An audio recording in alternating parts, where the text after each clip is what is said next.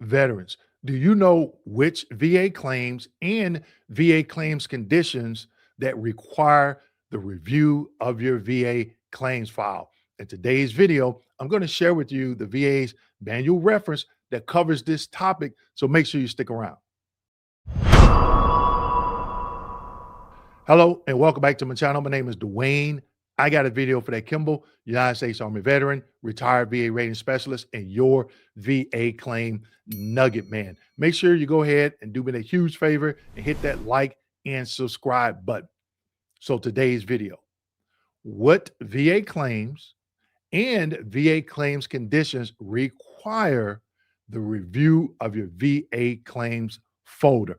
By now, I hope a lot of you have already obtained that VA claims file, your VA claims file, because you know how important it is, especially if you're going out to a medical or mental health examiner, or private one, to have them to complete a DBQ for you. So I am going to share with you this reference so you have a better understanding. Let's get into it.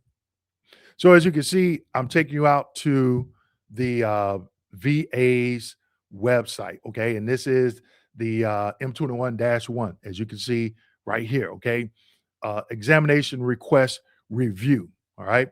So what it covers in this particular topic, it has 10 different sections: general information on examination requests, examination request tools, how they request your CMP exams, DBQs, disability benefit questionnaires, okay? And as a nugget, I'm going to share some information about the DBQs. But what we're looking for is we're going all the way down right here. Topic 8, right? Examiner review of the claims folder. Okay, so we're going to click on that. And we have 4 topics: importance of claims folder review, examinations requiring claims folder review. Okay, requesting examiner review of the claims folder, and requirement to identify relevant evidence for the examiner's review. Now, when it comes to this manual reference, this is what all adjudicators, processors should be looking at. And there's a lot of information in here, people, okay? So depending on the person that's adjudicating your claim, the rater or the decision review officer will determine, if they come in here and look at this stuff. I spent a lot of time in here when I was rating because it was very important, all right? Veterans, are you tired of being frustrated and ready to be educated on the VA claims process? Look no further. VA Claim Nugget Man got you covered. Pick up my new book, The VA Compensation Blueprint. It's time to win. The link to pick up your copy is in the description section below. Now back to the video. So, importance of claims folder review right here, people. This is what we're about to talk about. Folder review helps VA ensure that the examiner is giving the fullest evidentiary picture possible. Okay, fullest evidentiary picture possible. The claims folder often contains a history of treatment of the disability at issue. History, keywords, people, and I'm going to explain. In order to provide an adequate basis for the findings and conclusions of an examination, the examiner needs access to that history. Now, that last part, the examiner needs access to that history. They don't mention VA CMP examiner. They don't mention VA third-party contractor examiner. And they don't mention a private examiner. A private examiner. All right. The examiner needs access to that history. Here's a nugget, people. Intent to file, identify someone in the private sector, if you so choose, to have a private DBQ completed and start getting treatment, okay? Because what they say here, the examiner needs access to that history. You submit that FOIA request and get a copy of that claims folder, because if you have to use this information, their information, on appeal, like I did, it's critical, okay? Let's keep going. Examination requiring claims folder review for the reasons discussed in this particular M21 reference, okay? And actually, see this number? Subpart I-2A8A, subpart I-2A8A. This is what they're talking about. So a lot of times when I see this, I'll go and look at this particular reference, but we just covered it, right? So for the reasons discussed in the reference up above, an examiner's review of the claims folder contents is potentially beneficial and encouraged in all claim types. Claims folder contents is potentially beneficial and encouraged in all claim types. They didn't say it's a must or it's a requirement. However, for examinations or medical opinions requested by VBA, the examiner must review the claims folder for the following DBQs or claim types.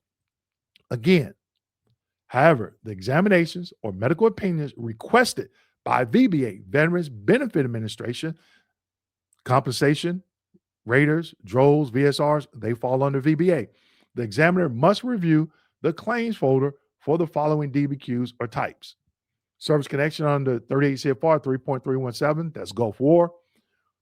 Cold injury residuals, former prisoner of war, Gulf War general medical opinions, including etiology, opinions in hearing loss and tinnitus claims, mental health examinations, TBI examination, musculoskeletal examinations involving all the joints, ankle, back, elbow, foot. Also, people, here's some more nuggets for you. These examinations for musculoskeletal are required to be in person, okay? I've heard of different some examiners using some type of tool over the computer by Zoom to do this. I have not seen any updates in the reference.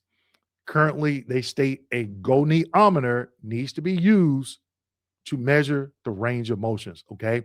So if anybody has anything other than that, please leave me a comment and let me know in the link so I can go out and do some more research, okay?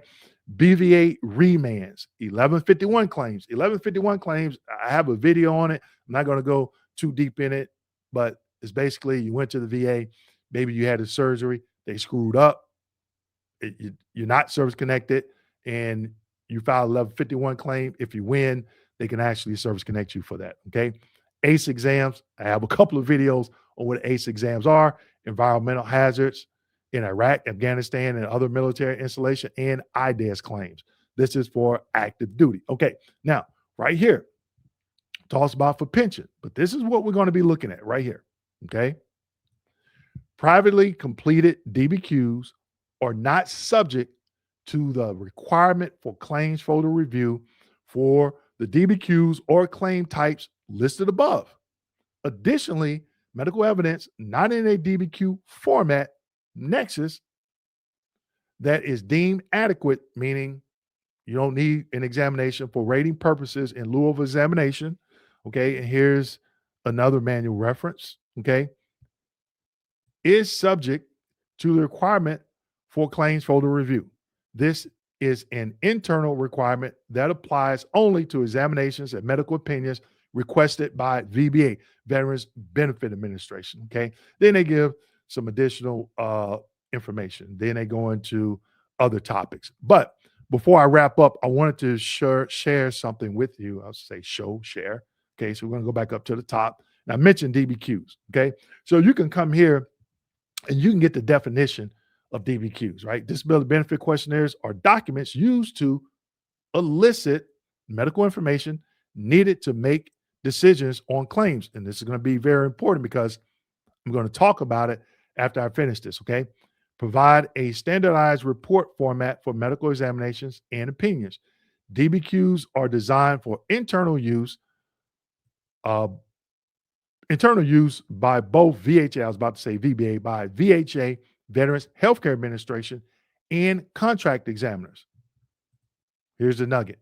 Most also approved for public use by private providers. So there are some VA employees, not all, that think private providers can't complete DBQs, or they say, nope, I'm not going to use it, and they request a CMP exam anyway, even though they know they can use it. So that's why it's important to make sure you come and understand these manual references, because you can always use this in your favor when you file a claim or if you have to do a high-level review, all right?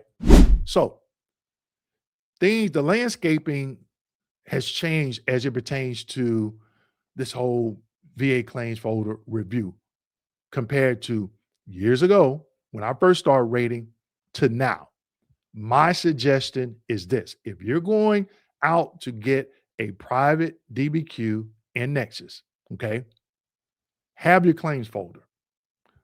Make sure you do your intent to file. Start getting treatment. Get that file because you want that examiner to review it and have them to be detailed. What did they review? Rating decision. Just don't say rating decision. Rating decision dated this particular date that stated this, okay?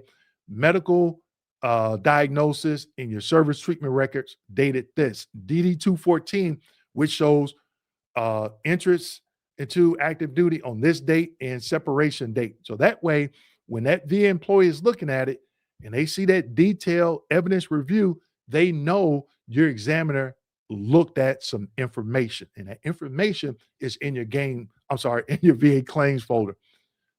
Now, this is where you can use this to your advantage on appeal. Let's say you decide to do it, get a DBQ done, and the Nexus is required, secondary condition. Secondary condition. They ask for a CMP exam. You refuse it. And then they deny it. You go to a high-level review and you say, hey, wait a minute. My DBQ in Nexus is actionable and sufficient. Also, my examiner had access to the same information that your CMP examiner had access to. And they noted it in the evidence review section of the DBQ, also in the Nexus statement. Per what? M21, and you can use a manual reference that I shared showing that, hey, they're not held to the same accountability as it pertains to reviewing the my VA claims folder, but I had them to do it anyway. So that's what I would recommend.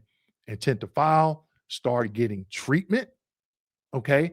Submit that FOIA request, get a copy of your claims folder, and when you have that private DBQ completed, make sure you share that information that's on that CD with that examiner. With that being said, make sure you like, subscribe, hit that notification button, and as always, share this video with your fellow veteran. Thank you.